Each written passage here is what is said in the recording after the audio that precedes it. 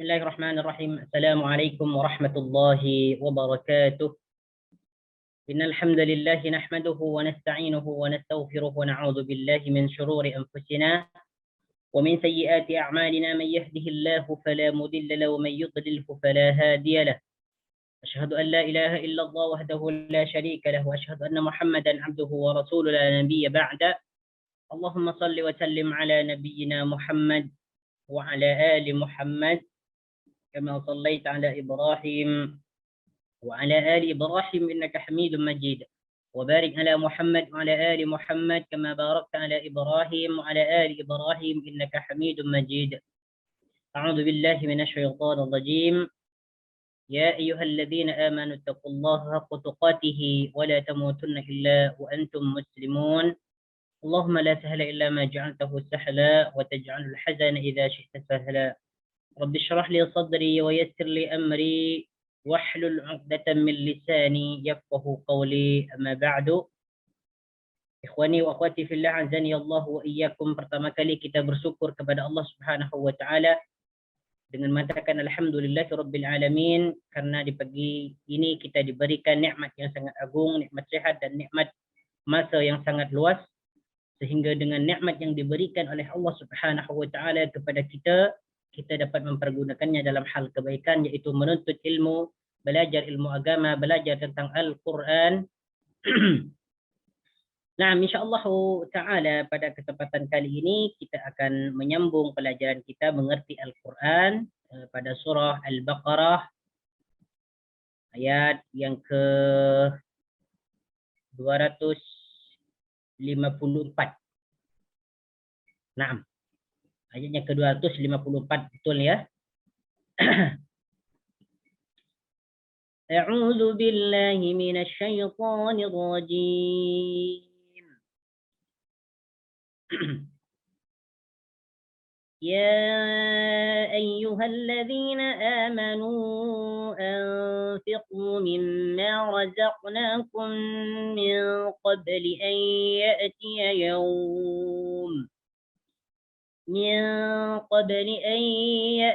يوم لا بيع فيه ولا خلة ولا شفاعة والكافرون هم الظالمون. الله لا إله إلا هو الحي القيوم لا تأخذه سنة ولا نوم له ما في السماوات وما في الأرض ما ذا الذي يشفع عنده إلا بإذنه يعلم ما بين أيديهم وما خلفهم ولا يحيطون بشيء من علمه إلا بما شاء وسع كرسيه السماوات والأرض ولا يؤوده حفظهما وهو العلي العظيم. لا إكراه في الدين قد تبين الرشد من الغي فمن يكفر بالطاغوت ويؤمن بالله فقد استمسك بالعروة الوثقى لا انفصام لها والله سميع عليم. Nah, pada minggu lepas ayat yang ke-253 ini sudah diartikan semua, sudah diterjemahkan semua, namun ada beberapa baris yang belum dijelaskan maksud ayat ini, yaitu walau sya'allahu maqtatala alladhina min ba'dihim min ba'di ma ja'atuhumul bayyinatu walakin ikhtalafu faminhum man amana wa minhum man kafara walau sya'allahu maqtatalu walakin Allah yaf'alu ma yurid. Walau sya'allahu, dan jika atau dan apabila Allah Subhanahu wa taala berkehendak, maka mereka tidak akan saling membunuh setelah setelah utusan mereka, ya, setelah utusan mereka, min ba'di ma ja'atkumul bayyinat, setelah datang kepada mereka tanda-tanda atau bukti-bukti yang sangat jelas, walakin ikhtalafu faminhum man amana wa minhum man kafar. Akan tetapi mereka berselisih, berbeza. Faminhum man aman, maka di antara mereka ada yang beriman, wa minhum man kafar, dan di antara mereka pula ada yang kafir. Jadi yang dimaksud dalam ayat ini, jika Allah Subhanahu wa taala ingin menjadikan manusia, ya, ingin menjadikan manusia dalam satu keimanan, maka mereka tidak akan saling membunuh, ya. Dan itu pasti terjadi, ya. Jadi mereka nih, orang-orang yang beriman nih, sama-sama ada orang-orang yang beriman ke atau orang kafir, jika Allah ingin menghendaki mereka untuk tidak saling bunuh membunuh setelah datang kepada mereka tanda-tanda yang jelas, bukti-bukti yang nyata, maka mereka itu tidak akan saling bunuh membunuh. Walakin ikhtalafu minkum man amana wa minkum man kafar. Namun apa yang terjadi, ternyata mereka ini berselisih, berbeda satu sama lain. Setelah kematian atau kewafatan para rasul yang diutus kepada mereka, mereka itu berselisih. Faminhum man amana wa minhum man kafar. Di antara mereka ada yang kafir, ada yang beriman, sehingga mereka itu saling bunuh membunuh, berperang satu sama lain. Walau sya'allahu ma qatatalu walakinnallaha yaf'alu ma yurid. Dan jika Allah menghendaki, niscaya mereka tidak akan saling membunuh satu sama lain. Walakinnallaha yaf'alu ma yurid. Tetapi Allah berkehendak. Apa yang dia mau perbuat, apa yang dia mau lakukan, pasti itu akan terjadi. Yang dimaksud di sini, yahdi man yasha'u wa yudhillu man yasha'. Jadi Allah Subhanahu wa taala itu memberikan petunjuk kepada orang yang dia kehendaki dan menyesatkan orang yang dia kehendaki. Bagi orang yang diberikan petunjuk oleh Allah Subhanahu wa taala, mereka tidak akan saling bunuh membunuh, dan sebaliknya orang yang disesatkan oleh Allah Subhanahu wa taala, mereka akan saling bunuh membunuh di dunia ini. Nah, kemudian ayat berikutnya, ya ayyuhalladzina amanu. Ini seruan kepada orang yang beriman. Ya, ya ayyuhalladzina amanu, wahai orang-orang yang beriman. Anfiqu mimma razaqnakum. Infakkanlah, dermakanlah. Ya, anfiqu di sini merupakan fi'il amar, diambil dari perkataan fi'il madhi anfaqa yunfiqu. Anfaqa dia telah berinfak atau menderma atau menginfakkan. Yunfiqu dia akan menginfakkan, ya. Anfiqu infakkanlah, ya. Jadi anfiqu ini merupakan kata kerja yang menunjukkan suruhan, kata kerja suruhan, atau yang disebut dengan fi'il amar, ya, atau yang disebut dengan fi'il amar. Anfiqu ini menunjukkan kepada jama', ya, kepada orang ramai, sebab di sini diakhirkan oleh waw. Anfiqu, infakkanlah oleh kalian semua, oleh kamu orang ramai. Apa ya di sini yang harus diinfakkan, yang wajib diinfakkan? Mimma razaqnakum, sebagian apa yang aku berikan rizki kepadamu, sebagian rizki yang aku telah berikan kepada kamu. Mimma di sini artinya dari sesuatu, asal dia minma, asal dia kalau ditulis secara asal dia adalah minma, seperti ini, ya.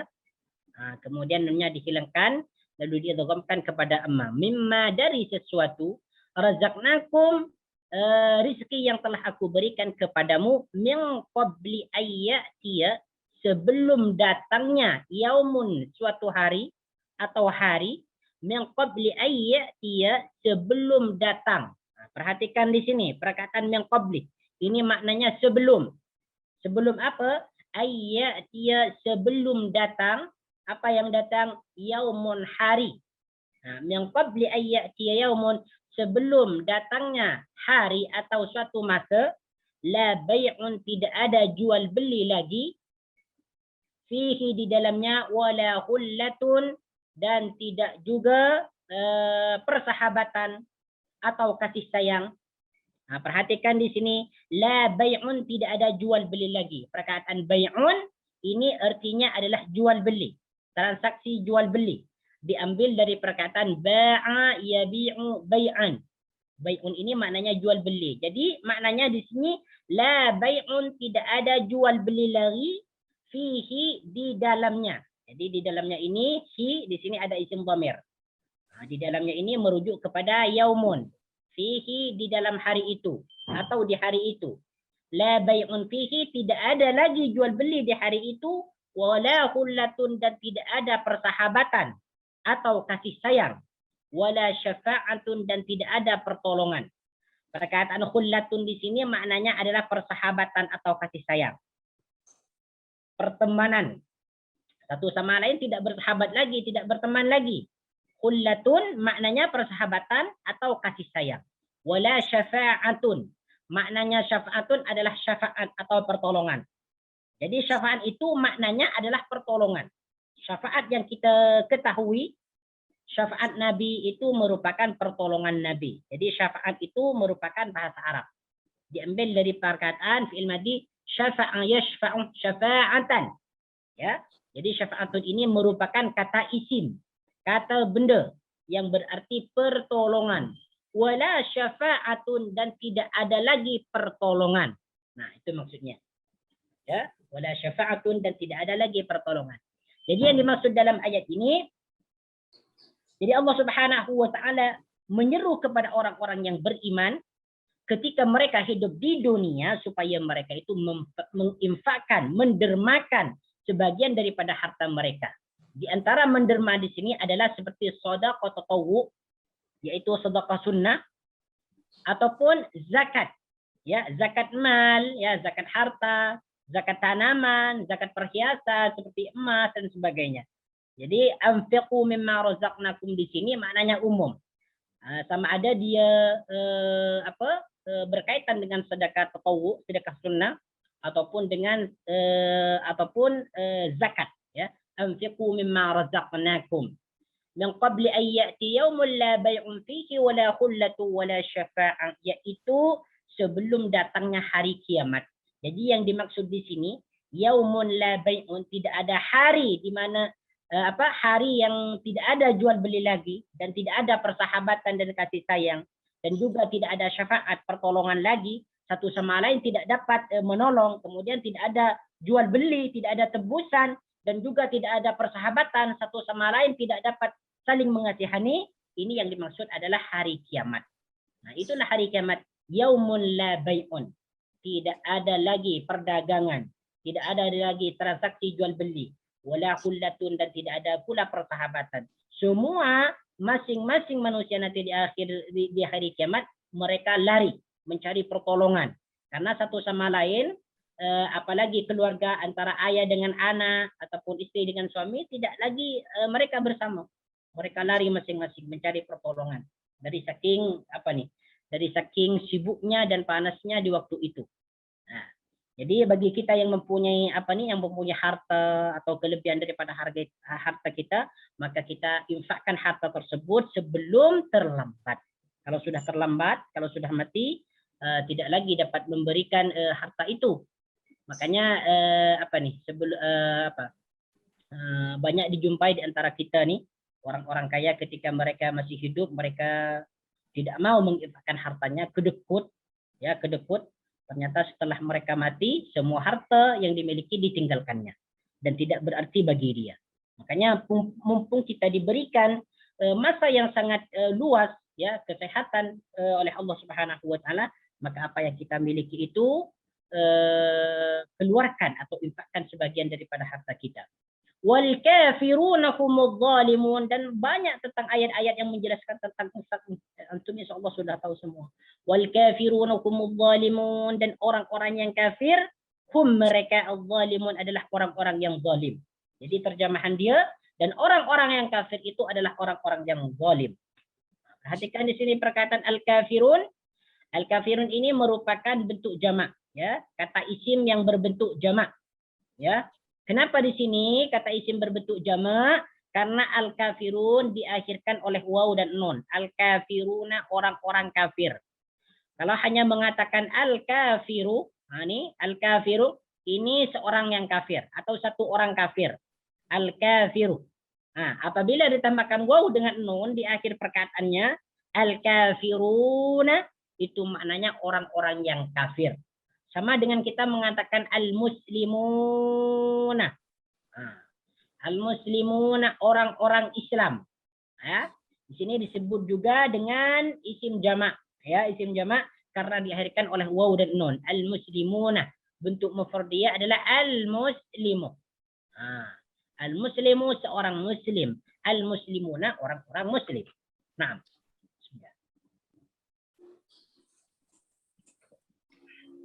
Baik, di sini isim damirnya humul zalimun, mereka itu hum, mereka semua. Nah, di sini isim damirnya menggunakan hum. Setiap isim damir itu mempunyai rujukan. Hum di sini merujuk kepada perkataan al-kafirun. Ya, jadi isim damirnya ini juga menggunakan isim damir jamak. Hum, mereka semua. Al-zalimuna adalah orang-orang yang zalim. Wal kafirun humul zalimun, dan orang-orang kafir itu merupakan orang-orang yang sangat zalim. Al-zalimun juga disebut isim jamak, jamak mudzakkar salim karena diakhirkan oleh waw dan nun. Jadi cara menterjemahkan al-zalimun di sini adalah orang-orang yang zalim. Bentuk mufrad dia adalah al-zalimu. Ya, al-zalimu. Ini bentuk mufrad dia lah. Seorang yang zalim atau orang yang zalim. Kalau al-zalimun adalah orang-orang yang zalim. Diakhirkan dengan waw dan nun. Dan ini diperhatikan, setiap kata benda atau kata isim yang diakhirkan oleh waw dan nun itu disebut isim jamak. Jamak mudzakkar salim. Jamak mudzakkar salim, yaitu jamaknya orang-orang lelaki. Nah, ayat berikutnya, Allahu la ilaha illa huwal hayyul qayyum. Ini merupakan ayat kursi. Ayat yang paling utama dan yang paling agung dalam Al-Quran. Ayatul kursi. Allahu la ilaha illa huwal hayyul qayyum. Allahu Allah la ilaha illahu, tidak ada Tuhan yang berhak disembah selain dia. Al-hayyu, yang maha hidup. Al-qayyum, yang terus menerus mengurusi makhluknya. Nah, jadi di sini Allahu la ilaha illa huwal hayyul qayyum, terdapat dua nama asmaul husna. Yang pertama adalah al-hayyu, yang maha hidup. Ini merupakan salah satu daripada nama asmaul husna. Al-hayyu. Al-qayyum, yang maha yang terus menerus mengurusi makhluknya. Al-qayyum, yang terus menerus atau yang maha terus menerus mengurusi makhluknya. Jadi Al-Hayyu dengan Al-Qayyum ini merupakan dua nama Asmaul Husna. Nah, di sini perkataan la ilaha, tidak ada Tuhan. Ilaha. Ilaha ini maknanya Tuhan. Ya, Tuhan yang disembah. Nah, ada ilaha, ada Rabbun. Kedua-duanya sama bermakna Tuhan. Ilaha ini adalah Tuhan yang disembah. Sedangkan Rabbun adalah Tuhan yang menciptakan. Nah, jadi perkataan ilaha dengan Rabbun ini sama-sama bermakna Tuhan. Ya, sama-sama ini nama Allah. Cuman ilah kan di sini menunjukkan Tuhan yang disembah, yaitu Allah Subhanahu wa taala. Sedangkan panggilan untuk Rabbun ini merupakan Tuhan yang menciptakan alam. Ya, makanya ada istilah dalam tauhid tauhid Ahlussunnah wal Jamaah, ada tauhid uluhiyah, ada tauhid rububiyah. Tauhid uluhiyah mentauhidkan Allah Subhanahu wa taala di dalam beribadah. Sedangkan tauhid rububiyah mentauhidkan Allah Subhanahu wa taala di dalam penciptaannya. Nah, Allahu la ilaha, Allah tidak ada Tuhan illahu, kecuali dia. Perhatikan di sini hu adalah isim dhamir. Terletak setelah illah. Illah bermakna kecuali atau melainkan. Illahu, kecuali dia. Berarti isim dhamir di sini merujuk kepada mana? Yaitu kepada Allah. Allahu la ilaha illahu. Allah tidak ada Tuhan selain dia. Al-Hayyu, yang maha hidup. Al-Qayyumu, yang terus menerus mengurusi makhluknya. La ta'khudhuhu sinatu wa la naum. La ta'khudhuhu sinatun, tidak pernah mengantuk. Perkataan sinatun di sini adalah maknanya mengantuk. Ainu'asun. Ya. Jadi sinatun an-nu'asu min ghairi naumin, yaitu mengantuk. Kantuk, ya, mengantuk. Dan diantaranya mana asina al-ghaflatu, yaitu lalai. Lalai wal ghafwatu aidan. Jadi maknanya asinatun di sini selain daripada makna mengantuk adalah lalai. Sebab orang yang mengantuk itu memang lalai lah. Tak boleh berbuat sesuatu. Wala naumun, dan tidak pula tidur. La ta'khudhuhu sinatu wala naum. Dia tidak pernah mengantuk dan tidak pernah tidur. Jadi perkataan naumun ini maknanya tidur. Ya, diambil daripada perkataan fi'il madhi nama. Nama, ya namu. Nama dia tidur, ya namu dia akan tidur. Naumun tidur. Jadi namun ini bentuk masdar dari perkataan nama, ya namu nauman. Wala naum. Jadi sinatun di sini maknanya mengantuk, ai nu'asun. Nah, selain daripada sinatun adalah nu'asun. Ini maknanya sama, nu'asun. Nu'asun mengantuk. Sinatun ai nu'asun, yaitu mengantuk. Lahu ma fis samawati wa ma fil ard. Jadi di sini dalam ayat ini Allah Subhanahu wa taala menjelaskan dalam ayat yang sangat mulia ini, dalam ayat kursi ini Allah Subhanahu wa taala menjelaskan tentang keesaan Allah Subhanahu wa taala, bahwa tidak ada Tuhan yang berhak disembah kecuali Allah Subhanahu wa taala yang satu. Kemudian yang kedua, dalam ayat ini menjelaskan tentang kehidupan Allah Subhanahu wa taala, bahwa Allah Subhanahu wa taala selamanya akan hidup, tidak pernah mengalami kematian dan tidak pernah mengalami ketiadaan. Sentiasa Allah Subhanahu wa taala akan hidup selama-lamanya. Makanya Allah Subhanahu wa taala mempunyai nama Al-Hayyu, yang maha hidup selama-lamanya. Al-Qayyum, yang terus-menerus mengurusi makhluknya. Semua urusan makhluknya itu diurus oleh Allah Subhanahu wa taala. Ada dalam tanggung jawabannya. Ya, Al-Qayyum. La ta'khudhuhu sinatu wa la naum. Kemudian yang ketiga dalam ayat kursi dijelaskan bahwasanya Allah Subhanahu wa taala tidak pernah mengantuk. Menunjukkan Allah Subhanahu wa taala adalah tidak lemah. Allah Subhanahu wa taala sentiasa kuat. Al-Qawiyyu Al-Matin, yang maha kuat dan maha kokoh. Sebab sinatun ni, ya, perkataan sinatun yang bermakna mengantuk itu adalah merupakan sifat makhluk. Setiap makhluk pasti mengalami mengantuk. Makhluk yang hidup mengalami mengantuk. Hewan, manusia ke. Berarti kalau mengantuk, mereka itu adalah orang yang lemah. Sedangkan Allah Subhanahu wa taala tidak pernah mengantuk. Maknanya Allah selalu hidup dan kuat. Wala naumun, dan tidak pernah tidur. Allah Subhanahu wa taala tidak pernah tidur, tidak pernah lalai daripada perbuatan makhluknya. Lahu ma fis samawati wa ma fil ard. Lahu bagi dia, lahu baginya atau miliknya. Perkataan lahu di sini, la di sini merupakan huruf jar. Ya, huruf jar. Cuma di sini perkataan lahu ni huruf jarnya dia masuk kepada isim dhamir. Bukan kepada isim dhamir, bukan kepada isim dhahir. Lahu baginya atau miliknya. Jadi hu di sini merujuk ke mana? Merujuk kepada Allah. Lahu bagi dia atau milik dia, ma fis samawati, apa-apa yang ada di langit. Perkataan ma di sini merupakan isim merupakan isim mausul, ya. Ma fis samawati, apa-apa yang ada di langit. Fis samawati, apa-apa yang ada di langit. Wa ma fil ardi, dan apa-apa yang ada di bumi. Boleh kita artikan baginya segala sesuatu yang ada di langit, wa ma fil ardi, dan segala sesuatu yang ada di bumi. Nah, jadi apa-apa yang ada di langit, bintang-bintang, para malaikat, awan, kemudian bulan, matahari, hujan, dan benda-benda selain daripada itu, semuanya milik Allah Subhanahu wa taala dan berada dalam kekuasaannya. Wa ma fil ardi, dan apa yang ada di bumi, tumbuh-tumbuhan, haiwan, manusia, semua apa yang ada di langit dan bumi merupakan milik Allah Subhanahu wa taala, dan Allah Subhanahu wa taala berhak menghancurkannya atau mengembalikannya kepada asalnya. Lahu ma fis samawati wa ma fil ard. Nah, jadi di sini yang pertama dalam ayat kursi menjelaskan tentang keesaan Allah Subhanahu wa taala. Ya, tentang keesaan Allah Subhanahu wa taala, bahwasanya tiada Tuhan selain daripada Allah Subhanahu wa taala. Kemudian yang kedua menjelaskan tentang kehidupan Allah Subhanahu wa taala selama-lamanya.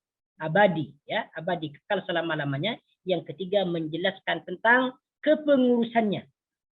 Bahwasanya Allah Subhanahu wa taala yang sentiasa mengurusi perkara makhluknya. Yang keempat adalah la ta'khudhuhu sinatu wa la naum. Allah Subhanahu wa taala tidak pernah mengantuk dan tidak pernah tidur. Ini yang keempat. Penjelasan dalam ayat kursi. Kemudian yang kelima, lahu ma fis samawati wa ma fil ard. Apa yang ada di langit dan bumi itu milik Allah Subhanahu wa taala. Ini yang kelima. Man dzalladzi yashfa'u 'indahu illa bi'idznih. Man dzalladzi, tidak ada yang yashfa'u, menolong atau memberikan syafaat. Man dzalladzi yashfa'u, tidak ada yang memberikan pertolongan. Syafa'a yashfa'u di sini bermakna memberikan pertolongan. Yashfa'u merupakan fi'il mudhari. Kata fi'il ya, kata kerja. Disebut fi'il mudhari karena ada huruf mudhari'nya, yaitu ya. Diambil daripada fi'il madhi syafa'a. Dia telah memberikan syafaat, dia telah memberikan pertolongan. Indahu, di sisinya, illa biidnihi, melainkan dengan izinnya. Illa biidnihi, kecuali, atau melainkan biidnihi, dengan izinnya. Baik, perkataan man dzalladzi yashfa'u 'indahu, tidak ada yang memberikan syafaat atau pertolongan di sisinya illa biiznihi, kecuali dengan izinnya. Perkataan indahu di sini adalah ada isim dhamir hu. Nah, di sini merujuk ke mana? Yaitu merujuk kepada man dzalladzi, tidak ada yang dapat memberikan syafaat indahu di sisinya, yaitu merujuk kepada perkataan Allah. Man dzalladzi illa biidnihi, kecuali dengan izinnya. Jadi isim dhamir di sini juga merujuk kepada perkataan Allah, dengan izin Allah. Jadi yang dimaksud dalam ayat ini, tidak ada yang memberikan syafaat atau pertolongan kepada seseorang, melainkan pertolongan itu datangnya daripada Allah Subhanahu wa taala. Sama ada pertolongan di dunia maupun di akhirat. Jadi pada hakikatnya seseorang yang memberikan pertolongan kepada orang lain, hakikatnya itu datang daripada Allah Subhanahu wa taala. Kemudian berkaitan dengan syafaat Nabi nanti di akhirat, hakikatnya syafaat Nabi yang diberikan kepada umatnya itu merupakan pertolongan daripada Allah Subhanahu wa taala. Dan Nabi Muhammad sallallahu alaihi wasallam tidak dapat memberikan syafaat kepada umatnya kecuali setelah beliau diberikan izin oleh Allah Subhanahu wa taala untuk menolong umatnya. Nah, jadi syafaat itu memang ada nanti di yaumil qiyamah. Syafaat itu kalau di dunia tidak ada lagi, belum ada lagi syafaat itu nanti akan ada di akhirat setelah Nabi Muhammad SAW diberikan izin oleh Allah untuk memberikan pertolongan kepada yang lainnya. Ya'lamu ma baina aydihim wa ma khalfahum. Ya'lamu, dia mengetahui. Nah, perkataan ya'lamu ini selalu dibahas dalam setiap pertemuan. Ya'lamu ini maknanya adalah mengetahui. Diambil dari perkataan fi'il madhi alima ya'lamu. Ya'lamu, dia mengetahui. Siapa yang dimaksud dia mengetahui? Yaitu Allah. Ya, yaitu Allah. Apa yang dia ketahui? Ma baina aydihim, apa yang berada di hadapan mereka. Wa ma khalfahum, dan apa yang berada di belakang mereka. Ya'lamu, ma, dia mengetahui, ma, sesuatu, baina aydihim, yang berada di hadapan mereka. Aidi di sini bermakna hadapan, aydihim, yang mereka hadapi.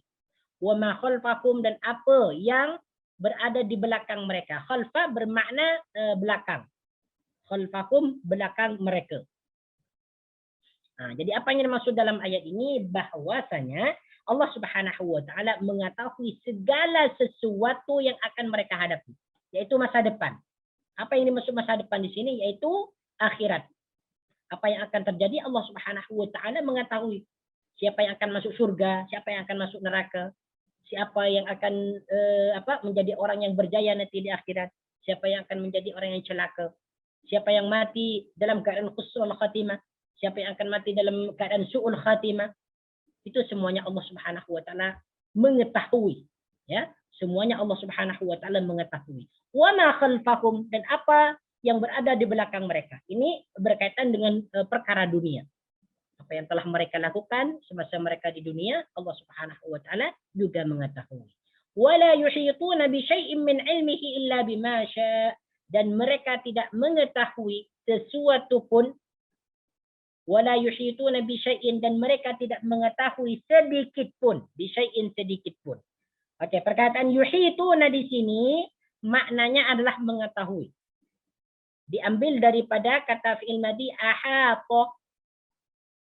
Dia telah mengetahui, yuhitu. Dia sedang mengetahui. Selain daripada itu, ahata juga bermakna meliputi. Ahata yuhitu juga bermakna meliputi. Dan juga bermakna mengetahui. Jadi di sini, wala yuhituna, dan mereka tidak mengetahui bisyai'in, sedikit pun min ilmihi, daripada ilmunya. Perkataan bisyai'in, bi di sini merupakan huruf jar. Ya, huruf jar. Huruf yang mengkasrokan akhir perkataan isim. Bisyai'in, asal dia syai'un. Setelah dimasuki huruf jar menjadi bisyai'in. Sedikit pun. Dan mereka tidak mengetahui sesuatu sedikit pun min ilmihi, daripada ilmunya. Perkataan ilmun di sini dimudhafkan atau disandarkan kepada isim dhamir hi. Min ilmihi, daripada ilmunya. Jadi hi di sini merujuk ke mana? Merujuk kepada Allah. Min ilmihi, daripada ilmunya.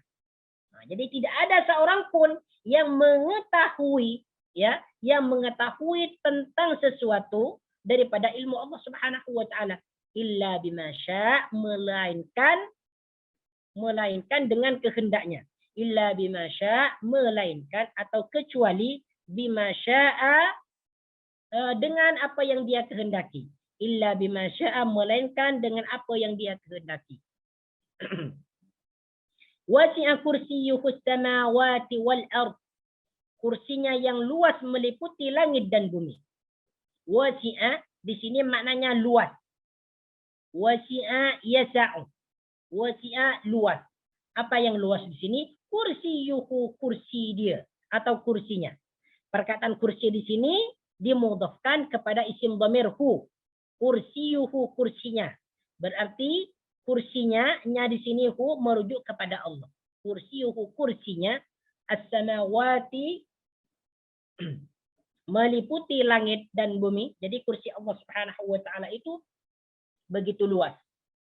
Ya, begitu luas, sangat luas, yaitu meliputi langit dan bumi.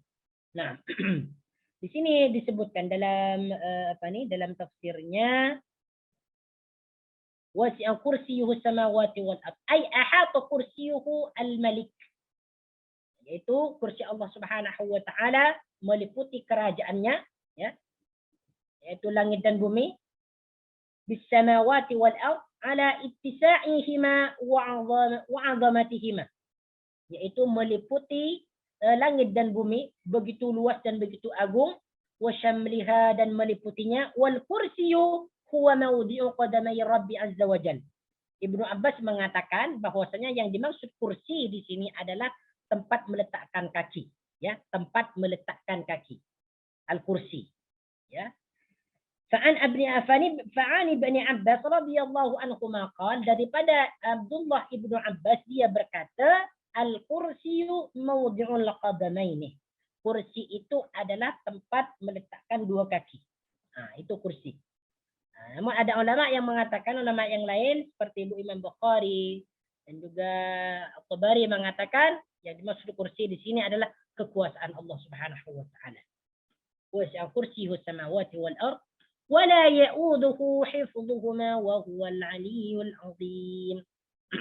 Jadi untuk makna kursi ini maknanya adalah kursi. Makanya ayat ini disebut dengan ayatul kursi. Ya. Karena di dalamnya terdapat perkataan kursiyuhus samawati wal ard, menjelaskan tentang kursi Allah Subhanahu wa taala yang sangat luas meliputi langit dan bumi. Wala ya'uduhu hifdhuhuma. Perkataan ya'udu di sini bermakna berat, merasa berat. Wala ya'uduhu, dan dia tidak pernah merasa berat, hifdhuhuma, menjaga keduanya atau memelihara keduanya, yaitu langit dan bumi. Jadi ya'udu di sini diambil daripada fi'il madhi ada ya'udu, yang bermakna berat. Ayyasqiluh, yaitu berat. Wala ya'uduhu, dan dia tidak pernah merasa berat, hifdhuhuma, memelihara atau menjaga keduanya, langit dan bumi. Perhatikan di sini hifdhuhuma. Perkataan hifdhun di sini maknanya menjaga atau memelihara. Hifdhuhuma kemudian dimudhafkan atau digabungkan kepada perkataan isim dhamir huma. Hifdhuhuma, memelihara keduanya. Nah, berarti di sini ada dua isim yang dirujuk oleh isim dhamir huma. Nah, jadi kemana rujukan dia huma? Yaitu merujuk kepada as-samawat dan al-kursi dan al-ard. Wala ya'uduhu hifdhuhuma, dan Allah Subhanahu wa ta'ala tidak pernah merasa berat untuk menjaga keduanya. Nah, sebagaimana yang sudah kita ketahui bahwasanya langit ini berdiri tanpa tiang dan Allah Subhanahu wa ta'ala sentiasa menjaganya dan tidak pernah merasa berat. Bahkan untuk menjaga keduanya antara langit dan bumi, yasirun, sangat mudah sekali bagi Allah Subhanahu wa ta'ala. Karena keduanya antara langit dan bumi merupakan ciptaan Allah Subhanahu wa ta'ala. Jadi untuk menjaganya sangat mudah sekali. Tidak berat. Wa huwal aliyyul azim. Wa huwa, dan dia Allah al-aliyyu yang maha tinggi, al-azimu yang maha agung. Nah, dua perkataan ini antara al-aliyyu dengan al-azim merupakan nama Allah Subhanahu wa ta'ala. Asma'ul husna. Al-aliyyu bermakna al-aliyyu yang maha tinggi. Al-azimu yang maha agung. Wa huwa, dan dia, dan isim dhamir lagi nih. Wa huwa di sini merujuk kepada mana? Kepada Allah. Dan dia Allah al-aliyyu yang maha tinggi, berada di atas makhluknya, berada di atas arasy-Nya, al-azimu yang maha besar, yang maha agung. Ini ayat kursi lah. Jadi dalam ayat kursi ini, makanya ayat kursi ini merupakan ayat yang sangat agung. Ayat yang sangat mulia, ayat yang sangat mulia. Karena ayat kursi ini menjelaskan tentang beberapa sifat Allah Subhanahu wa ta'ala. Menjelaskan tentang keesaan, menjelaskan tentang namanya Al-Hayyu Al-Qayyum, kemudian menjelaskan tentang kekuatan dia, tidak pernah lemah, tidak pernah tidur, dan tidak pernah mengantuk. Kemudian menjelaskan tentang kekuasaannya, semua apa yang ada di langit dan bumi itu milik Allah. Kemudian menjelaskan tentang dia, bahwa dia adalah zat yang maha penolong. Tidak ada seorang pun yang dapat menolong kecuali dengan pertolongannya. Kemudian dia dalam ayat ini menjelaskan tentang ilmu Allah Subhanahu wa ta'ala. Ya, ilmunya yang begitu luas. Wala yuhituna bi syai'in min ilmihi illa bima syaa. Kemudian di antaranya lagi wasi'a kursiyyuhus samawat. Kursi Allah, ya, kursi Allah yang meliputi langit dan bumi. Wala ya'uduhu hifdhuhuma wa huwal aliyyul azim. Dan juga dalam ayat ini menjelaskan tentang ketinggian Allah Subhanahu wa ta'ala dan keagungannya. Masyaallah. Ayat kursi. Dan tentang keutamaan ayat kursi, sila antum boleh baca sendiri. Sudah kita ketahui semua lah tentang keutamaan ayat kursi ini. La ikraha fid din, qad tabayyana ar-rusydu minal ghayy, faman yakfur bit-taghuti wa yu'min billahi faqad istamsaka bil 'urwatil wuthqa la infisama laha. La ikraha fid din. Tidak ada paksaan fid din dalam agama Islam. La ikraha, tidak ada paksaan. Jadi perkataan ikraha di sini diambil daripada perkataan fi'il madhi akraha yukrihu ikrahan. Mengikut wazan af'ala yuf'ilu if'alan. Jadi ikrah di sini maknanya memaksa. Dari fi'il madhi akraha. Akraha yukrihu ikrahan. Yang bermakna memaksa, memaksakan. Akraha yukrihu ikrahan. Jadi la ikraha fid din, tidak ada paksaan dalam agama Islam.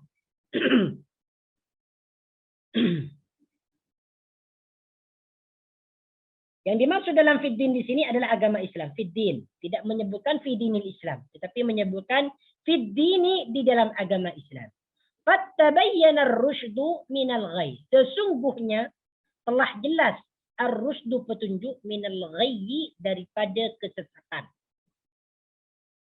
Perkataan di sini ar-rusydu bermakna petunjuk, sedangkan al-ghayy bermakna kesesatan.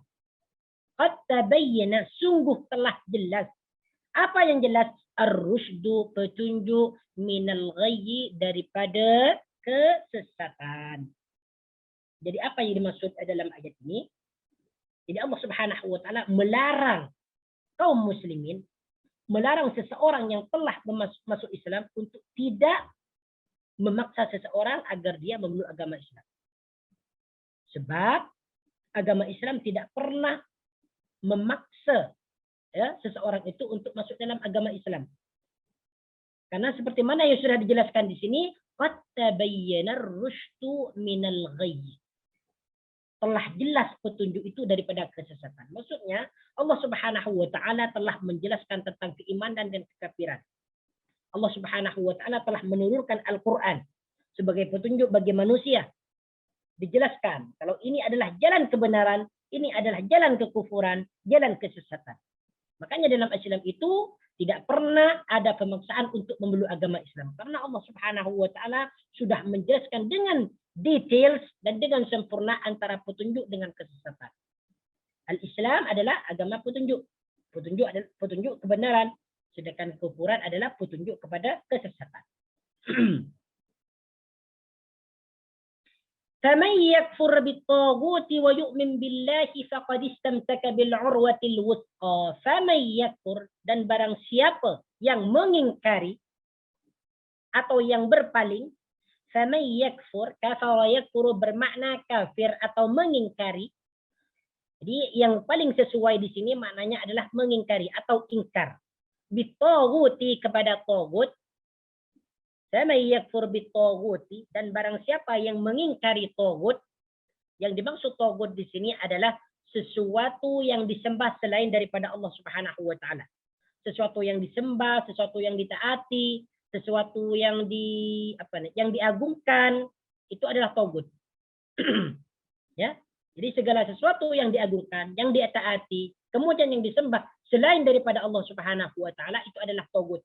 Seperti apa contohnya? Jin, setan, berhala, ataupun berbentuk manusia, itu disebut dengan tagut.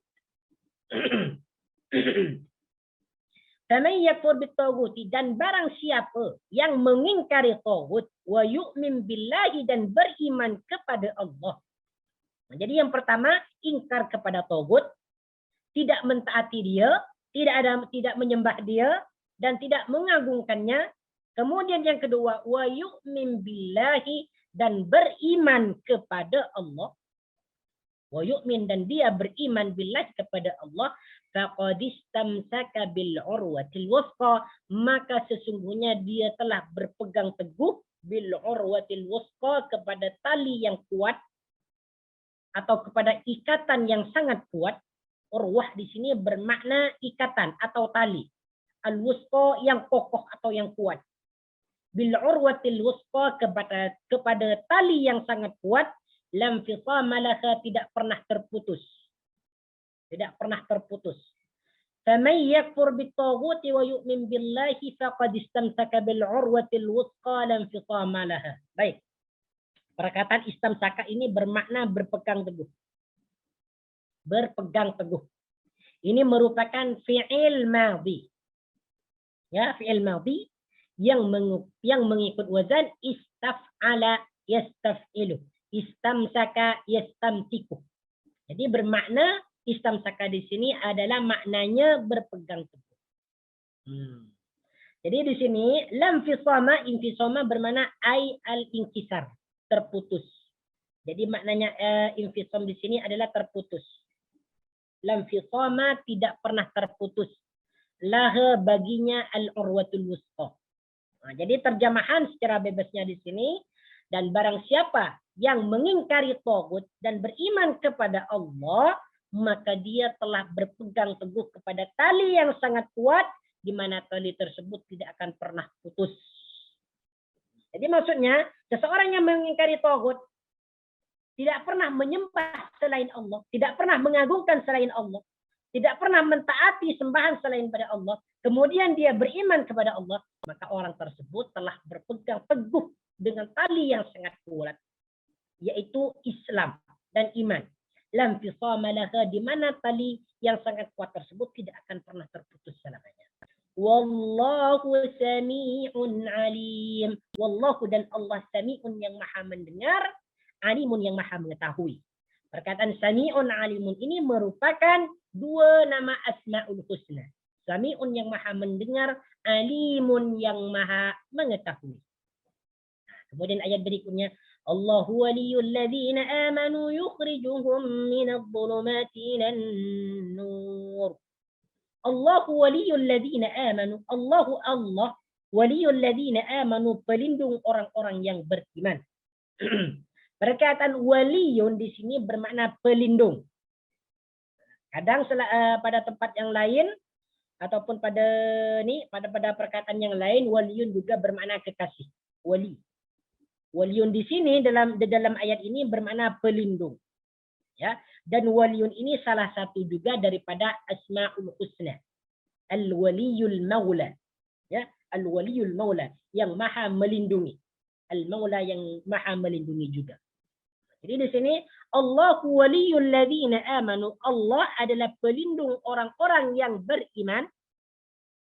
Perkataan waliyun di sini dimudhafkan kepada isim mausul alladzina. Waliyul ladzina, orang-orang, pelindung orang-orang yang beriman. Amanu, yang beriman. Yukhrijuhum minadh dhulumati ilan nur, mengeluarkan mereka daripada kegelapan, daripada kezaliman, ilan nuri, kepada cahaya iman. Ilan nuri, kepada cahaya iman. Baik, di sini perkataan yukhriju maknanya mengeluarkan. Diambil daripada perkataan fi'il madhi akhraja. Akhraja yukhriju. Maknanya akhraja dia telah mengeluarkan, yukhriju dia akan mengeluarkan.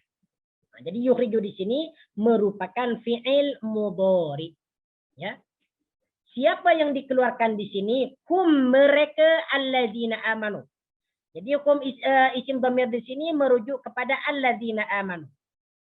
Yukhrijuhum, dia mengeluarkan orang-orang yang beriman itu minaz zulumati, daripada kegelapan, daripada kezaliman, ilan nuri, kepada cahaya iman. Ilan nuri, kepada cahaya iman atau kepada cahaya.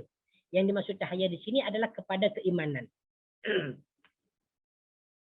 Jadi yang pertama dalam ayat ini Allah Subhanahu wa taala menjelaskan bahwasanya Allah Subhanahu wa taala menjadi pelindung atau melindungi orang-orang yang beriman. Jadi setiap orang yang beriman itu akan dilindungi oleh Allah Subhanahu wa taala. Dan mereka akan dikeluarkan daripada kezaliman, daripada kekufuran, kepada cahaya keimanan. Walladzina kafaru awliya'uhum at-taghut. Walladzina kafaru, sedangkan orang-orang yang kafir. Nah, sedangkan sekarang nih akan menjelaskan tentang wali-wali atau pelindung-pelindung orang kafir. Siapa pelindung-pelindung mereka? Walladzina kafaru, dan orang-orang yang kafir, awliya'uhum, pelindung-pelindung mereka. Awliya'uhum, pelindung-pelindung mereka at-taghutu, yaitu taghut.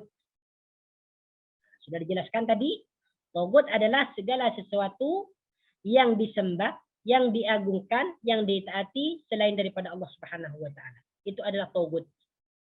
Ya. Walladzina kafaru, dan orang-orang yang kafir, awliya'uhum, pelindung-pelindung mereka. Nah, perhatikan di sini hum ya. Hum ini merujuk kepada mana nih? Kepada alladzina kafaru. Nah, jadi yang menjadi pelindung orang-orang kafir ini adalah taghut. Yang sebenarnya taghut itu tidak pernah memberikan perlindungan. Ya, karena mereka tidak berkuasa. Ya, taghut itu adalah semacam makhluk biasa. Walladzina kafaru awliya'uhum at-taghut yukhrijunahum. Mereka mengeluarkan mereka para taghut mengeluarkan orang-orang yang kafir. Yukhrijunahum, mereka mengeluarkan mereka minan nuri, daripada cahaya keimanan,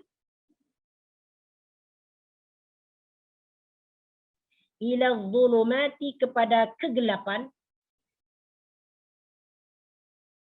atau kepada kezaliman. Nah, jadi dalam ayat ini, perhatikan ya, dalam ayat ini dia ada dua lafaz. Yang pertama, Allah Subhanahu wa taala menjelaskan bahwasanya Allah Subhanahu wa taala itu melindungi orang-orang yang beriman, mengeluarkan mereka daripada kezaliman menuju cahaya iman. Yang kedua, Allah Subhanahu wa taala menjelaskan tentang tentang pelindung-pelindung orang kafir. Pelindung-pelindung orang kafir itu adalah taghut.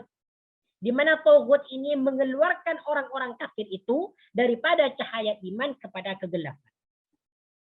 Ya. Jadi yang menjadi pelindung bagi orang kafir itu bukan Allah Subhanahu wa taala, akan tetapi adalah taghut. Di mana yang sebenarnya yang hakikatnya taghut ini tidak dapat memberikan pertolongan karena taghut ini juga makhluk biasa. Juga makhluk biasa. Ya, seperti mana Allah Subhanahu wa taala mengatakan dalam ayat yang lain, walladzina tad'una min dunillahi ibadun amsalukum. Ya. Segala sesuatu yang kamu seru selain daripada Allah Subhanahu wa taala, ibadun amsalukum, adalah hamba-hamba yang sama seperti kamu. Manusia juga, benda juga, tidak dapat memberikan pertolongan, ya, tidak dapat memberikan kemudaratan dan sebagainya. Cuman mereka itu berada dalam kezaliman, sehingga cahaya keimanan hilang daripada mereka. Ulaika ashabun nar. Ulaika, mereka itu. Nah, perhatikan di sini. Kita berjumpa lagi dengan perkataan ulaika. Ulaika merupakan isim isyarah, yaitu kata tunjuk, di mana ulaika di sini digunakan untuk menunjukkan sesuatu yang jauh. Ulaika, mereka itu, berarti yang dimaksud di sini adalah mereka itu adalah alladzina kafaru, yaitu orang-orang yang kafir. Nah, ini yang dimaksud ulaika nih. Ulaika, mereka itu orang-orang yang kafir, ashabun nari, adalah penghuni-penghuni neraka. Ashabun nari adalah penghuni-penghuni neraka. Nah, di sini perkataan ashab dimudhafkan kepada an-nar. Ashabun maknanya penghuni-penghuni atau yang memiliki. Ya, penghuni-penghuni an-nari, neraka. Berarti makna dia ashabun nari, penghuni-penghuni neraka. Hum fiha khalidun. Hum, mereka semua. Ini ada isim dhamir lagi, hum. Ini isim dhamir jamak, menunjukkan orang ramai. Nah, berarti ada isim jamak yang dirujuk oleh dhamir hum. Di mana dia? Yaitu alladzina kafaru. Hum, mereka semua, alladzina kafaru, orang-orang yang kafir, fiha, di dalam api neraka itu, khaliduna, kekal. Jadi mereka semua kekal di dalamnya. Mereka semua kekal di dalamnya.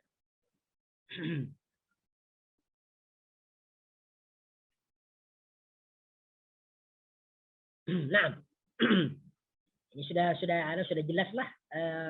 Tak perlu dijelaskan lagi tentang maksud daripada kalimat ini. Nah, kemudian ayat berikutnya, ayat yang ke-257, 258. Ayat ini menjelaskan tentang perdebatan, ya, antara Raja Namrud dengan Nabi Ibrahim alaihissalam. Alam tara ila alladhi hajja Ibrahim fi rabbih an ataahu Allahul mulk idh qala Ibrahim rabbi alladhi yuhyi wa yumiit qala ana uhyi wa umiit. Perhatikan di sini. Alam tara, tidakkah kamu memperhatikan? Yang menjadi khitab di sini, ya, yang menjadi lawan bicara di sini adalah Nabi Muhammad sallallahu alaihi wasallam.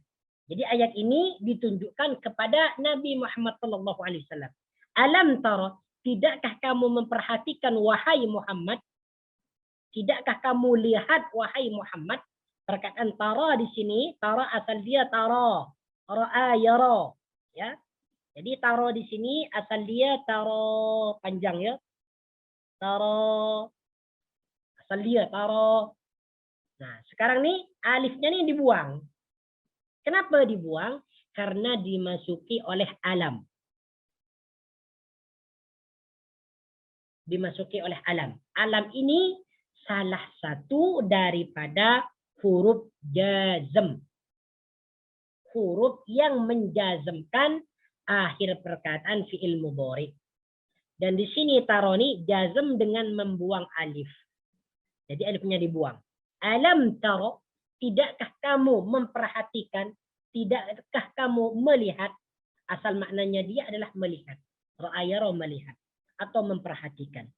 Tidakkah kamu memperhatikan wahai Muhammad ilalladzi haja Ibrahim. Lupa nih, coba di sini alam ya. Di sini merupakan huruf istifham. Lam merupakan huruf jazm. Ya, jadi di sini ada dua huruf. Yang pertama huruf istifham a, yang kemudian lam ini disebut dengan huruf jazm. Alam bermakna tidakkah atau adakah tidak? Alam tidakkah? Ini bertanya ya. Tidakkah kamu memperhatikan atau melihat wahai Muhammad? Melihat kepada siapa? Ilalladzi haja Ibrahim, kepada orang yang mendebat.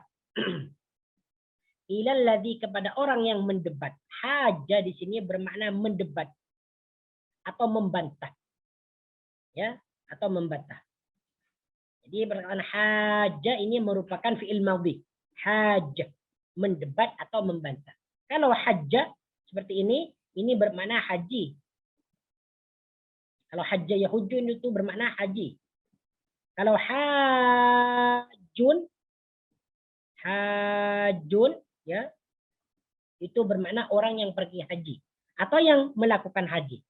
Sedangkan hajah di sini bermakna mendebat atau membantah. Kepada siapa? Ibrahim, kepada Ibrahim fi rabbihi, tentang Tuhannya. Fi rabbihi, tentang Tuhannya, yaitu tentang Tuhan Nabi Ibrahim. Jadi di sini merujuk kepada Nabi Ibrahim.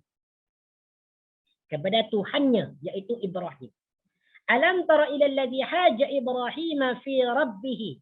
Tidakkah kamu Muhammad memperhatikan orang yang mendebat Nabi Ibrahim tentang Tuhannya?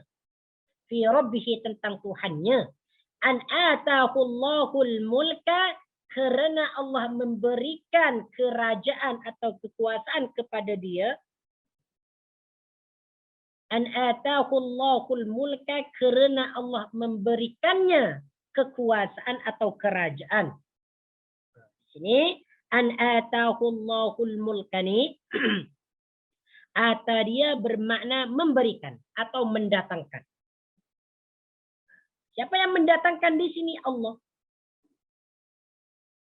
Apa yang didatangkan? Al-mulka, kerajaan.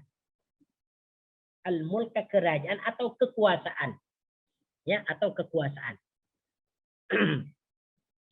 Jadi dalam ayat ini Allah Subhanahu wa taala menjelaskan kepada Nabi Muhammad sallallahu alaihi wasallam ya, tentang perdebatan antara Nabi Ibrahim dengan seorang raja. Disebutkan dalam tafsir bahwasanya raja yang dimaksud di sini adalah Raja Namrud. Di mana Raja Namrud ini diberikan kerajaan oleh Allah Subhanahu wa taala, diberikan kekuasaan. Sehingga dengan kekuasaan yang diberikan oleh Allah Subhanahu wa taala kepada dia, Raja Namrud tersebut menjadi sombong. Menjadi sombong sehingga Namrud ini mendebat Nabi Ibrahim tentang Allah Subhanahu wa taala. Mendebat Nabi Ibrahim tentang Allah Subhanahu wa taala, menanyakan siapa Tuhan kamu, siapa yang menciptakan kamu. Kata Raja Namrud. Coba tengok lafaznya ni. Alam tara ila alladhi haja Ibrahim fi rabbih an ataahu Allahul mulk. Tidakkah kamu memperhatikan wahai Muhammad seorang yang mendebat Ibrahim tentang Tuhannya karena dia telah memberikannya kerajaan. Karena Allah telah memberikannya kerajaan. Jadi pada suatu hari Raja Namrud itu mendebat Nabi Ibrahim dan bertanya tentang Tuhan Nabi Ibrahim alaihissalam. Nah, setelah Nabi Ibrahim ditanyakan tentang Tuhannya oleh Raja Namrud, apa perkataan Nabi Ibrahim? Idza qala Ibrahim rabbiyalladzi yuhyi wa yumit. Idza qala Ibrahim, ketika Nabi Ibrahim berkata, Rabbiyalladzi, Rabbiya, Tuhanku, alladzi yuhyi, yang menghidupkan, wa yumitu, dan yang mematikan. Ini jawaban Nabi Ibrahim setelah ditanya tentang Tuhannya. Maka Nabi Ibrahim langsung mengatakan, Rabbiyalladzi yuhyi wa yumit. Tuhanku adalah yang menghidupkan dan yang mematikan, kata Nabi Ibrahim kepada raja tersebut. Ya. Coba di sini perhatikan dulu, Rabbia. Ini Rabbi ini bermakna Tuhanku. Ya, bermakna Tuhanku. Rabbiyalladzi, Tuhanku yang yuhyi, menghidupkan.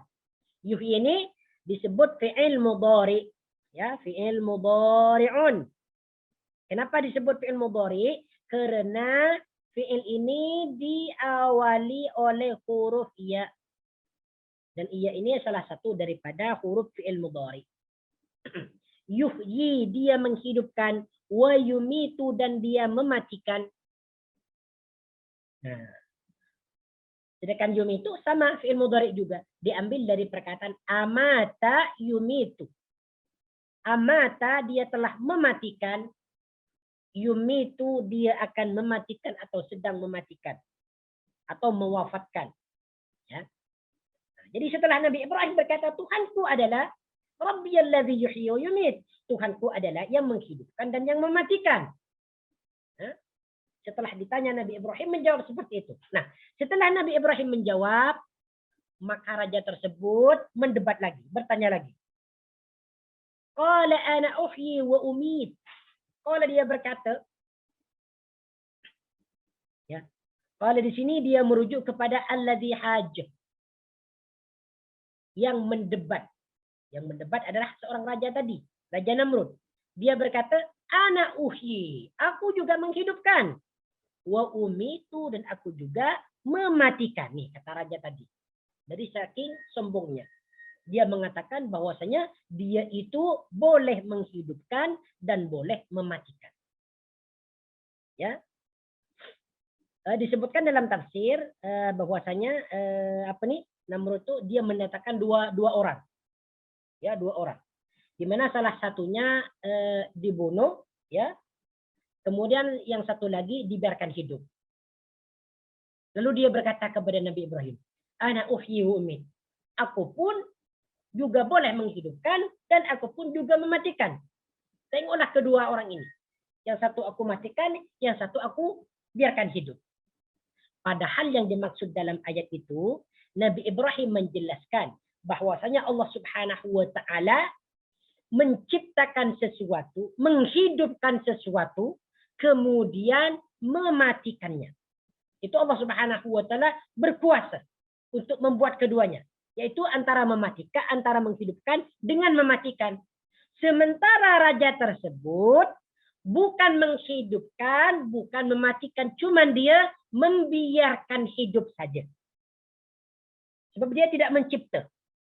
Dia membiarkan hidup. Dan menjadikan dia mati. Kemudian apa perkataan Nabi Ibrahim? Ya, untuk membungkam hujjah raja tersebut, kata Ibrahim, qala Ibrahimu, fa inna Allah ya'ti bisyamsi minal masyriq, fa'ti biha minal maghrib. Nah, kata Nabi Ibrahim. Qala Ibrahim, Ibrahim berkata, fa inna Allah, maka sesungguhnya Allah, perkataan inna Allah, maka sesungguhnya Allah, ya'ti bisyamsi, menerbitkan matahari atau mendatangkan matahari. Perkataan ya'ti di sini bermakna menerbitkan atau mendatangkan.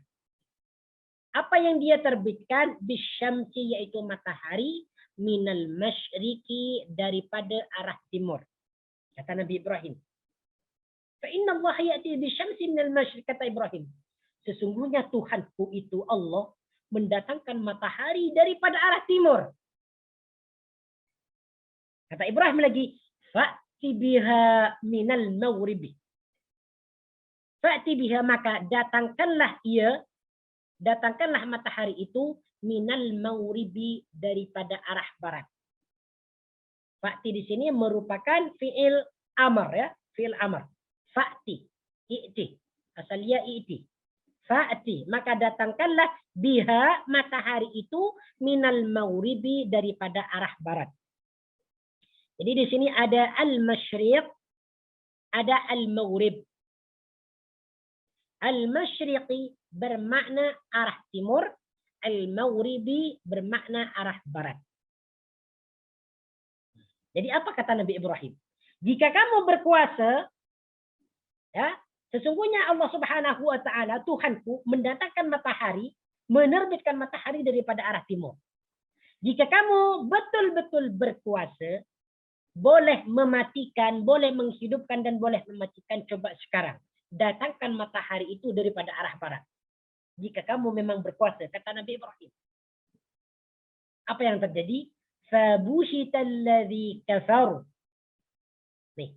Fabuhital ladzi kafar. Maka orang-orang kafir itu dibuat terdiam. Fabuhital ladzi kafar, maka terdiamlah orang-orang kafir. Nah, nih. Fabuhital ladzi kafar, maka terdiamlah atau dibuat diam atau dibuat terputus. Fabuhital ladzi kafar, maka terdiamlah, terputuslah orang kafir. Maksudnya adalah maka terdiamlah, ini maksudnya hilang akal. Maka hilanglah akal orang kafir itu. Maksud dia tidak ada hujah lagi untuk didebatkan dengan Nabi Ibrahim. Jadi setelah Nabi Ibrahim mengatakan kepada raja itu, kalau kamu berkuasa, datangkanlah matahari itu daripada arah barat. Nah, setelah Nabi Ibrahim mengatakan demikian, maka raja tersebut terdiam, dibuat bungkam. Tidak dapat mengatakan sepatah kata pun. Bayangkan nih, siapa yang boleh mendatangkan matahari daripada arah barat? Tidak ada yang dapat mendatangkan kecuali Allah Subhanahu wa taala. Nah, argumentasi Nabi Ibrahim ini, dia membuat bungkam, membuat orang-orang kafir dan raja tersebut menjadi terdiam. Tidak dapat membantah lagi perkataan Nabi Ibrahim. Wallahu, dan Allah, la yahdil qaumadz zalimin, tidak dapat memberikan wallahu la yahdil qaumadz zalimin, dan Allah tidak memberikan petunjuk al-qaumadz zalimin kepada orang-orang yang zalim. Wallahu, dan Allah tidak memberikan petunjuk kepada orang-orang yang zalim. Perhatikan di sini ada perkataan la yahdi. Ya, yahdi di sini merupakan fi'il mudhari, kata kerja. Ya, kata kerja yang bermakna sedang berlangsung atau akan berlangsung. Jadi la yahdi di sini bermakna la yahdi, dia tidak memberikan petunjuk. Ya, yahdi ini fi'il mudhari dimasuki oleh la nafi. Bermakna la yahdi, dia tidak memberikan petunjuk. La di sini disebut la nafi. Siapa yang tidak diberikan petunjuk oleh Allah? Al-qauma, orang-orang. Al-zalimin, yang zalim. Itu orang-orang musyrikin, orang-orang kafir. Ya, Allah Subhanahu wa taala tidak memberikan petunjuk kepada orang-orang yang zalim. Di mana-mana orang-orang musyrik ini, orang-orang kafir ini selalu diajak oleh Allah Subhanahu wa taala agar mereka kembali kepada Allah, masuk kepada agama Islam, beriman kepada Allah, tetapi mereka tidak mau. Sehingga mereka tidak mau nih, maka Allah Subhanahu wa taala tidak memberikan petunjuk kepada mereka. Karena mereka tidak mau masuk Islam, maka Allah menutup hati mereka sehingga mereka tidak dapat petunjuk daripada Allah Subhanahu wa taala. Ini perumpamaan yang pertama nih. Ya, yang ditunjukkan kepada Nabi Muhammad sallallahu alaihi wasallam, ya, tentang seorang raja yang mendebat Nabi Ibrahim tentang Tuhan atau tentang Allah Subhanahu wa taala. Yang kedua sekarang, au kalladzi marra ala qaryatin wa hiya khawiyatun ala urushiha. Ini khitabnya juga kepada Nabi Muhammad sallallahu alaihi wasallam.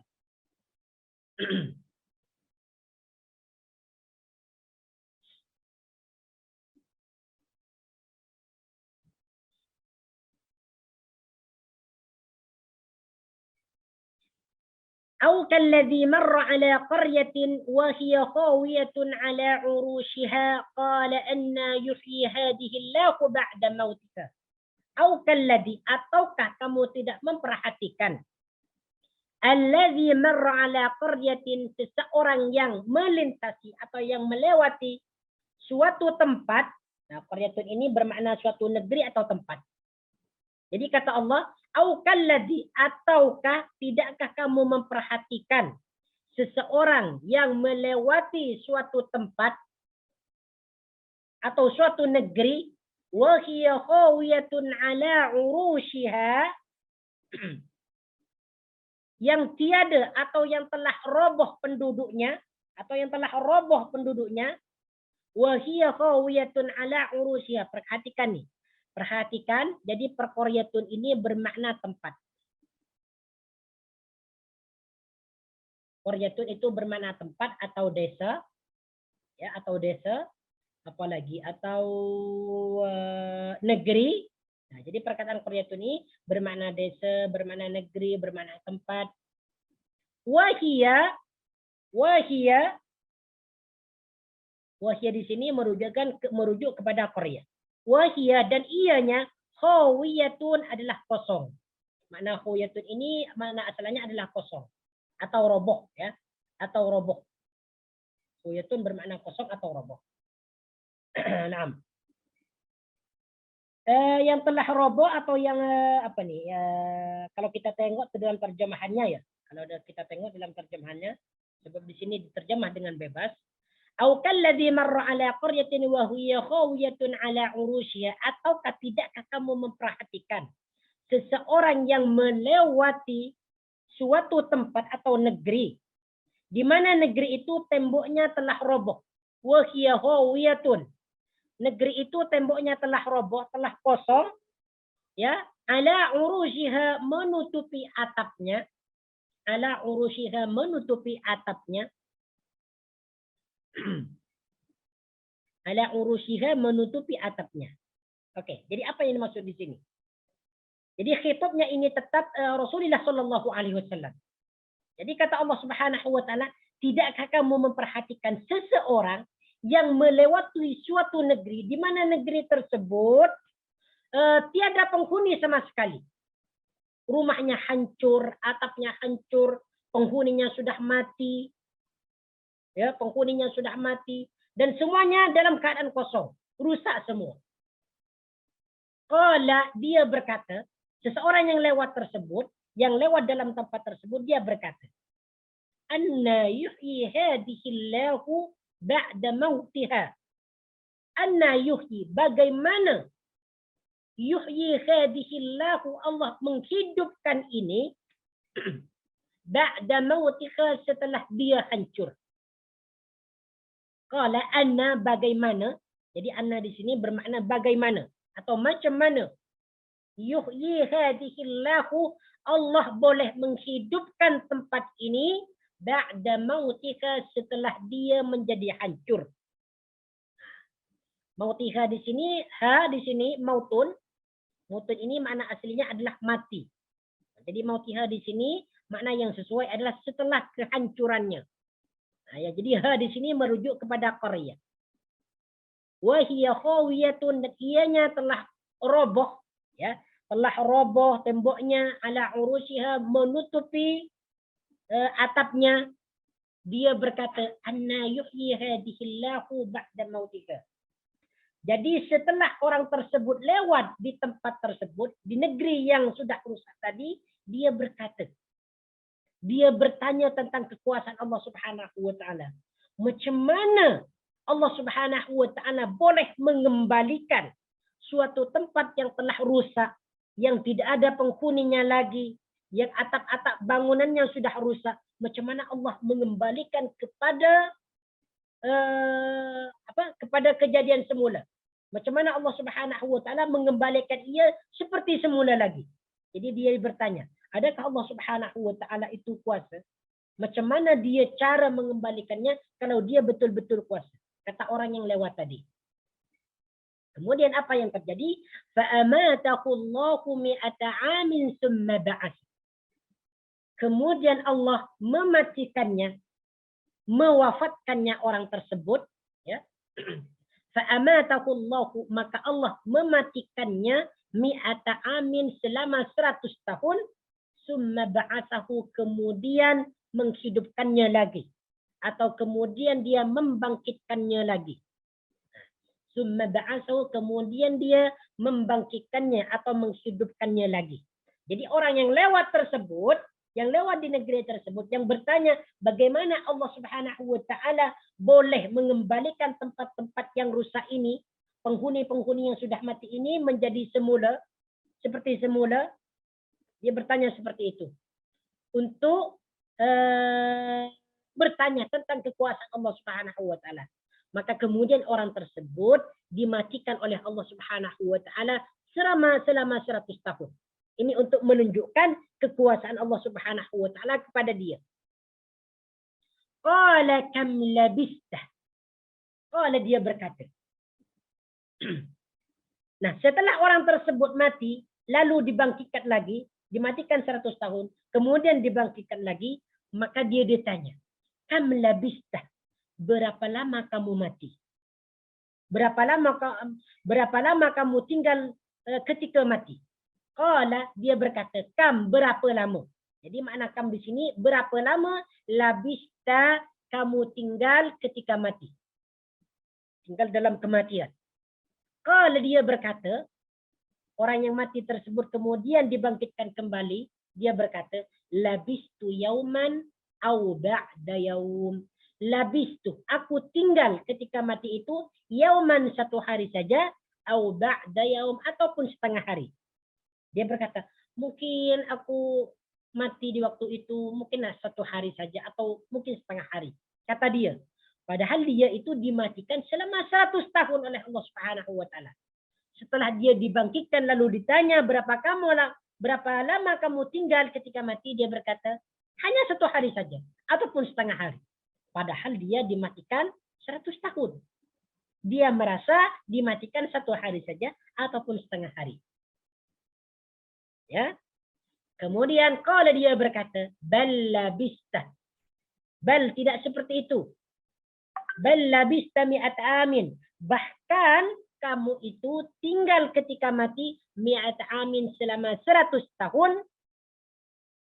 Mi'at amin selama 100 tahun. Mi'at di sini bermakna 100. Amin, tahun. Jadi perkataan mi'ata dimudhafkan kepada amin. Ya, mi'ata amin 100 tahun. Ya, fandur, maka lihatlah, maka perhatikanlah, ila ta'amika, makananmu, maka lihatlah makananmu. Fandur, maka lihatlah makananmu. Wa syarabika, dan minumanmu. Lam yatasanna, belum berubah lagi. Lam yatasanna, tidak berubah lagi.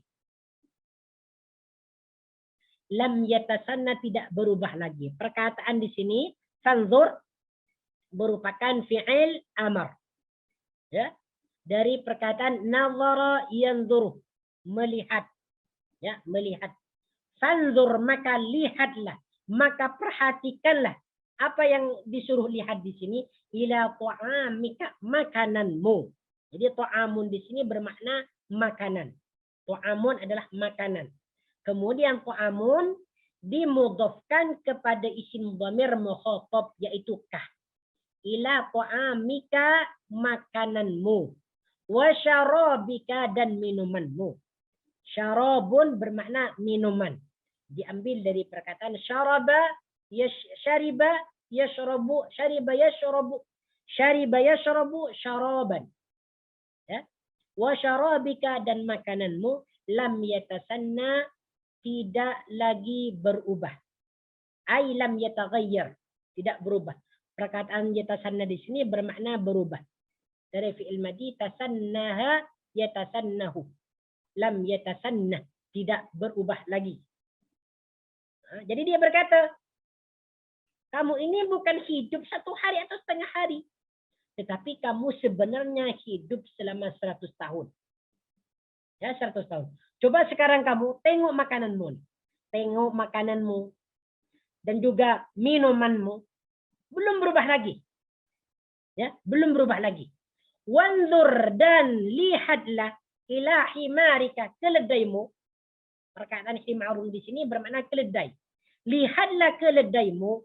Walinaj'alaka ayatan linnas, dan kami jadikan kamu sebagai tanda bagi manusia. Walinaj'alaka, dan kami jadikan kamu ayatan, tanda kekuasaan, linnasi, bagi manusia. Cobalah keledai kamu tengok keledai kamu. Ya, dia tidak pernah berubah. Kata dia. Wanzur, dan lihatlah, ilal idhami, kepada tulang-tulang keledai itu. Perkataan al-idham ini maknanya tulang. Idhamun ini adalah jamak. Ya, jamak daripada azmun. Azmun adalah tulang. Kalau azmun adalah tulang, kalau idhamun adalah tulang belulang atau tulang-tulang lah. Ilal idhami, kepada tulang-tulang. Yang dimaksud tulang-tulang di sini adalah tulangnya himar. Tulang keledai. Wanzur, dan lihatlah, ilal idhami, kepada tulang-tulang keledai itu, kaifa nunshizuha, bagaimana kami menyusun dia. Bagaimana kami menyusunnya? Nunshizu ini bermakna kami menyusun. Yang dimaksud di sini adalah al-idham. Jadi himar yang sudah mati itu, tulang-tulangnya disusun kembali oleh Allah Subhanahu wa taala, ya. Summa naksuha lahma, kemudian kami membalutnya, membungkus tulang itu lahman, dengan daging. Naksu di sini merupakan fi'il mudhari, diambil daripada fi'il madhi kasa yaksu, bermakna menutupi. Kasa dia menutupi, yaksu dia akan menutupi. Naksu kami akan menutupi. Summa naksuha, kemudian kami menutupnya. Yang dimaksud ha-nya di sini adalah merujuk kepada al-idham. Kami menutup atau membungkus tulang-tulang itu lahman, dengan daging. Lahman ini maknanya daging.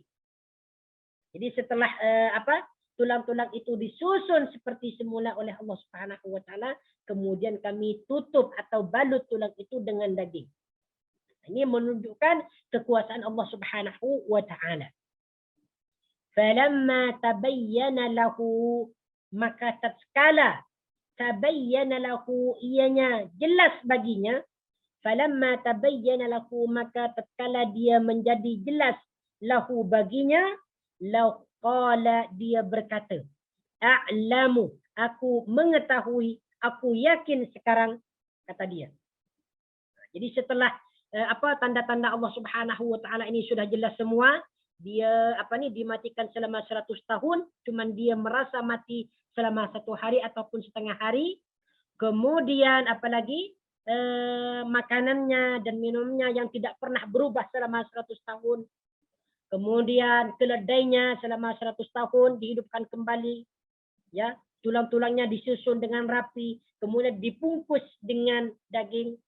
Nah, setelah itu nampak kepada dia, jelas kepada baginya, apa yang dia kata? Qala, dia berkata, a'lamu, sekarang aku yakin. A'lamu, aku yakin. Annallah, sesungguhnya Allah, ala kulli syai'in qadirun, berkuasa atas segala sesuatu. Jadi setelah semua itu nampak di hadapannya, dengan dilihat dengan mata kepala sendiri, apa yang dia katakan, a'lamu anna Allah ala kulli syai'in qadir. Sekarang ini aku yakin dengan seyakin-yakinnya bahwa sesungguhnya Allah Subhanahu wa taala berkuasa atas segala sesuatu. Menghidupkan, mematikan, menjadikan tempat-tempat yang asalnya rusak itu dijadikan seperti semula, dibangun semula. Kemudian hewan yang sudah mati, tulang belulangannya sudah hancur selama 100 tahun, dikumpulkan kembali, disusun dengan secantik-cantiknya, kemudian dibungkus dengan daging dan diciupkan roh, kemudian dia hidup lagi. Itu semua menunjukkan bahwasanya Allah Subhanahu wa taala berkuasa untuk melakukan segala sesuatu.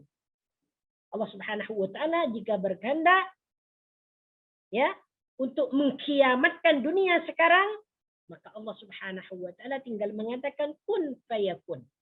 Karena Allah Subhanahu wa taala ala kulli syai'in qadirun, yaitu berkuasa atas segala sesuatu.